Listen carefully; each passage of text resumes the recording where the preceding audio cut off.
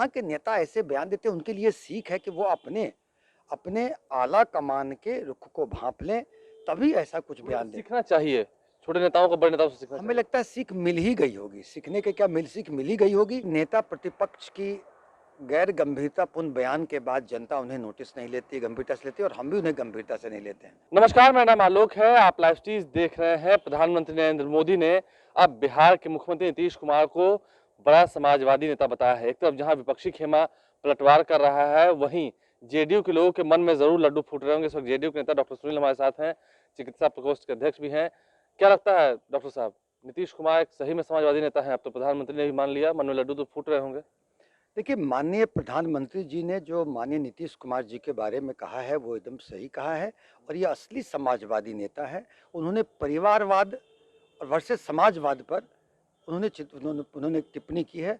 और इतना ही नहीं, माननीय नीतीश कुमार जी ने न्याय के साथ विकास, सुशासन और पूरे महामानव की तरह, जैसे उन्होंने सामाजिक कुरीतियों के खिलाफ आवाज़ उठाई, शराबबंदी ऐसे क्रांतिकारी कदम उठाए, दहेज उन्मूलन प्रथा को हटाने के लिए जल जीवन हरियाली, इन सब को देख करके प्रधानमंत्री जी ने कहा है कि ये असली समाजवादी नेता हैं, जो कि परिवारवाद से इतर तो हैं ही, इसके अलावा जनता के, समाज के अंतिम पायदान पर बैठा व्यक्ति को कैसे विकास की मुख्य किरणें पहुंचे और वह मुख्य धारा में आए, इसके लिए उन्होंने न्याय के साथ विकास किया, सामाजिक कुरीतियों को दूर किया। तो निश्चित ही एक ये उनका जो बयान है वो एकदम सही बयान है। और इससे हमें लगता है कि बिहार में भी या अन्य नेताओं को भी सोचना चाहिए कि जब माननीय प्रधानमंत्री जी ने ही ऐसा कह दिया, तो अन्य नेताओं को जो अपनी बयानबाजी को कुछ सोच समझ के करनी चाहिए कि भाई उनकी पार्टी के जब शीर्ष नेतृत्व ये कहता है, तो पता नहीं किन कारणों से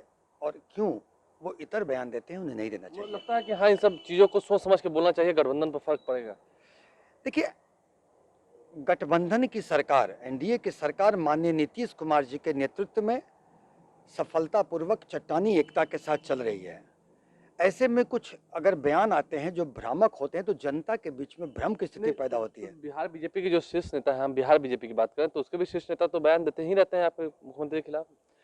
देखिए, शीर्ष नेतृत्व तो भाजपा में माननीय नरेंद्र मोदी से बढ़ के कोई नहीं हो सकता। इसके बाद शीर्ष नेतृत्व की बात ही करनी होती है। अब यहाँ के नेता ऐसे बयान देते हैं, उनके लिए सीख है कि वो अपने अपने आला कमान के रुख को भांप लें, तभी ऐसा कुछ बयान दें। सीखना चाहिए, छोटे नेताओं को बड़े नेताओं से सीखना। हमें लगता है सीख मिल ही गई होगी, सीखने के क्या सीख मिल ही गई होगी।